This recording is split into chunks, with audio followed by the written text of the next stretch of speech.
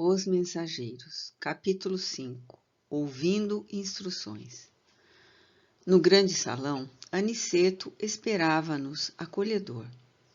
Fileiras enormes de assistentes enchiam um espaço vastíssimo.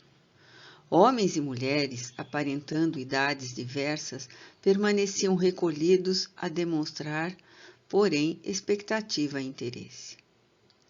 Hoje, explicou o nosso orientador, dirigindo-se a Vicente de maneira particular, teremos a palavra de Telésforo, antigo lidador da comunicação, que pediu a presença de todos os aprendizes do trabalho de intercâmbio entre nós e os irmãos encarnados. Sentamo-nos confortavelmente, aguardando por nossa vez. Daí a minutos, Telésforo penetrava no recinto sob harmoniosas vibrações de simpatia geral. Aniceto e outros instrutores instalaram-se ao lado dele, em torno da mesa nobre, onde se localizava a direção da Assembleia. Após saudar a assistência numerosíssima, formulando votos de paz e incentivando-nos aos testemunhos redentores, Telésforo atingiu o assunto principal que o levara até ali. Agora, disse com autoridade, sem afetação, conversaremos sobre as necessidades da representação de nossa colônia nos trabalhos terrestres. Aqui se encontram companheiros fracassados nas intenções mais nobres e irmãos outros desejosos de colaborar nas tarefas que condizem com as nossas responsabilidades atuais. Referimos-nos às laboriosas atividades da comunicação no plano carnal. Vemos nessa reunião grande parte dos cooperadores de nosso lar, que faliram nas missões da mediunidade e da doutrinação, bem como outros muitos colegas que se prepararam para provas dessa natureza nos círculos da crosta. Nossa repartição vem promovendo grande movimento de auxílio a irmãos encarnados e desencarnados que se revelam incapazes de qualquer ação além da superfície terrestre. Nossa tarefa é enorme. Precisamos disseminar ensinamentos novos relativamente à preparação dos que habitam nossa colônia, considerando os esforços e realizações do presente e do porvir. É indispensável socorrer os que enfrentam, corajosos, as profundas transformações do planeta. As transições essenciais da existência na Terra encontram a maioria dos homens absolutamente distraídos das realidades eternas. A mente humana abre-se cada vez mais para o contato com as expressões invisíveis, dentro das quais funciona e se movimenta. Isto é uma fatalidade evolutiva. Desejamos e necessitamos auxiliar as criaturas terrestres. Todavia, contra a extensão de nosso concurso fraterno, operam dilatadas correntes de incompreensão. Não relacionamos apenas a ação da ignorância e da perversidade.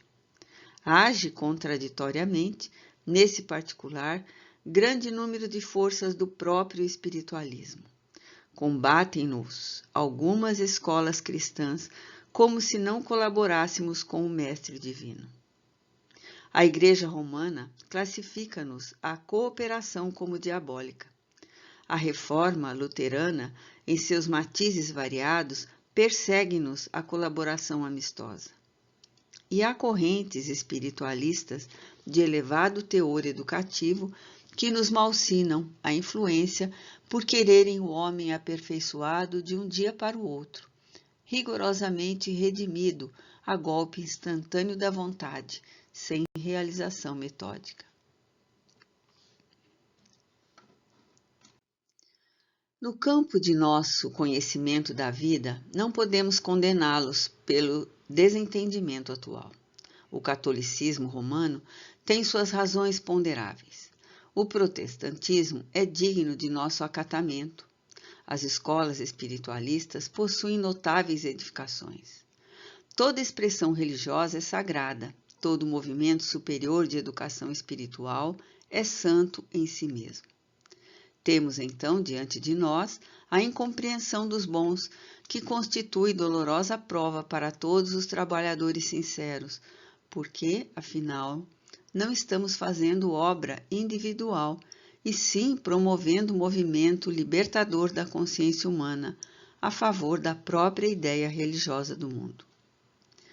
Sacerdotes e intérpretes dos núcleos organizados da religião e da filosofia não percebem ainda que o espírito da revelação é progressivo, como a alma do homem. As concepções religiosas se elevam com a mente da criatura. Muitas igrejas não compreendem, por enquanto, que não devemos espalhar a crença nos tormentos eternos para os desventurados, e sim a certeza de que há homens infernais criando infernos para si mesmos. Não podemos, porém, perder tempo no exame da teimosia alheia. Temos serviços complexos e dilatados.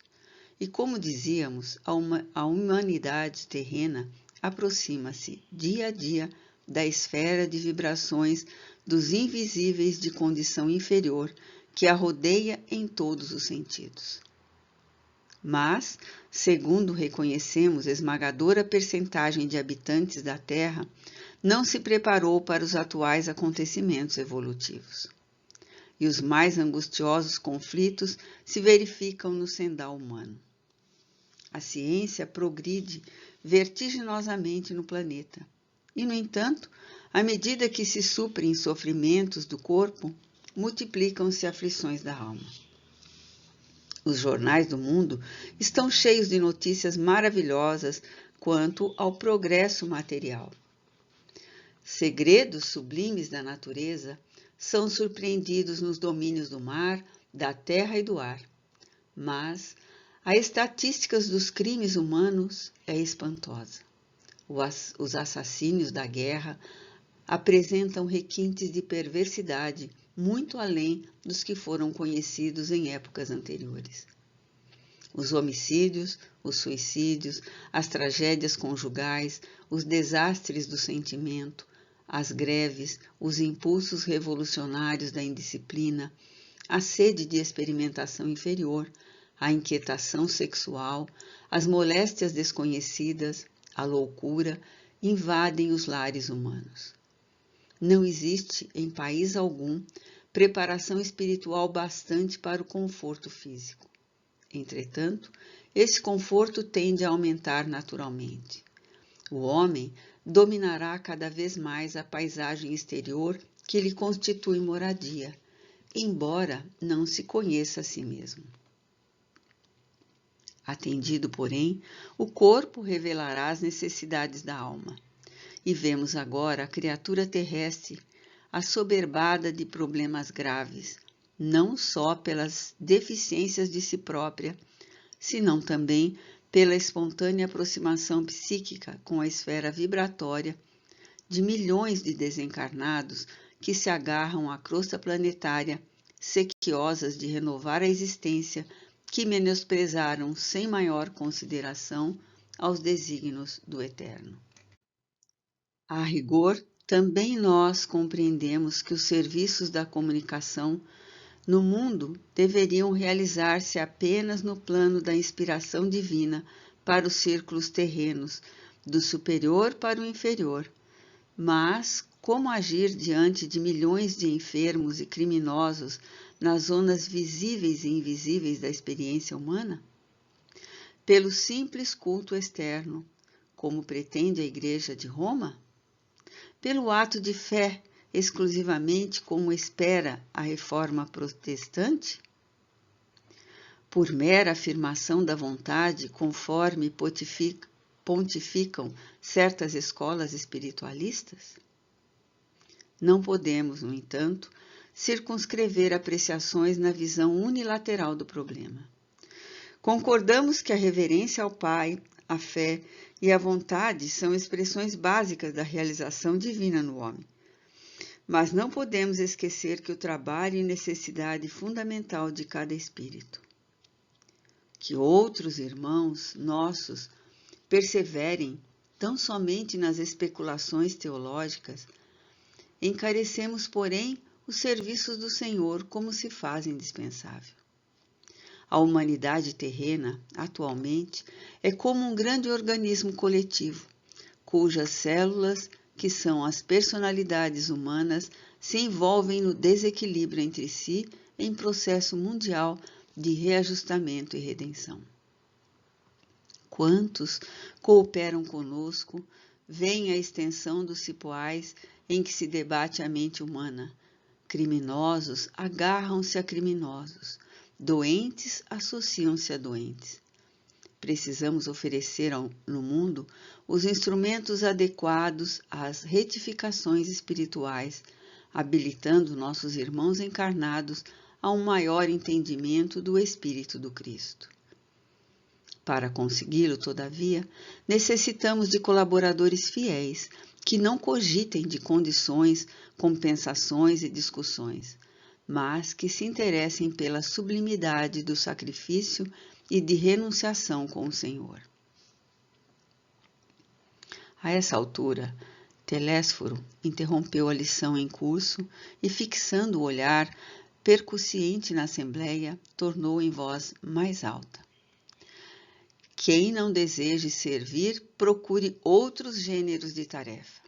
A comunicação não comporta perda de tempo nem experimentação doentia, sem grave prejuízo dos cooperadores incautos. Noutros ministérios, a designação de trabalhadores define com precisão todos os que colaboram com o Divino Mestre. Aqui, porém, acima de trabalhadores, precisamos de servidores que atendam de boa vontade. Nesse instante, em vista de outra longa pausa, identifiquei forte impressão dos ouvintes que se entreolhavam com inexprimível espanto.